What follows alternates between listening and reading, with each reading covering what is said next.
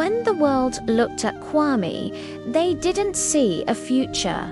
They saw a boy destined to fail, the son of a prisoner, the boy with no chances, the boy everyone counted out. But life had a different plan. Kwame grew up wearing a label he never asked for. His mother sold vegetables by the roadside just to keep them alive. His father was behind bars. And every neighbor whispered the same thing. Boys like him never make it far. Every whisper became a weight he carried alone. At 19, everything crashed at once. He failed his exams again. Not because he didn't study, but because he spent his nights welding metal to buy food. When the results came, the world laughed. Friends mocked him. Neighbors shook their heads. Even his mother couldn't hide her disappointment. That night, Kwame locked himself in his room and asked the question no one his age should ever have to ask.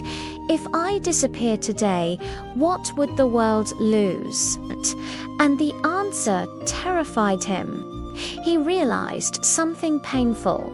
Nobody expected anything from him, and strangely, that became his freedom. He woke up the next morning with a plan, 3 lines written in an old, torn notebook. Learn one skill. Save every coin. Build a life nobody can take away. It wasn't motivational. It was survival. Every evening after welding metal, Kwame sat with a cracked laptop that overheated every 10 minutes. He learned graphic design by candlelight. He practiced until his eyes burned. Sometimes the power went out. Sometimes he fell asleep on the floor. But he kept going. People mocked him, laughed at him, called him a dreamer. But progress doesn't need cheering-only consistency. 6 months later, he got his first design job. Then another, then 10 more. Soon, the same neighbors who mocked him were asking him for posters and flyers. He didn't brag, he didn't shout, he just worked. 1 year later, he opened a tiny design studio, more hot, crowded, but it was his. He hired 2 boys from the same neighborhood, boys the world already doubted, boys who reminded him of himself. 2 years later, Kwame walked into the prison where his father was still serving time. His father didn't even recognize him. At first, Kwame had changed that much.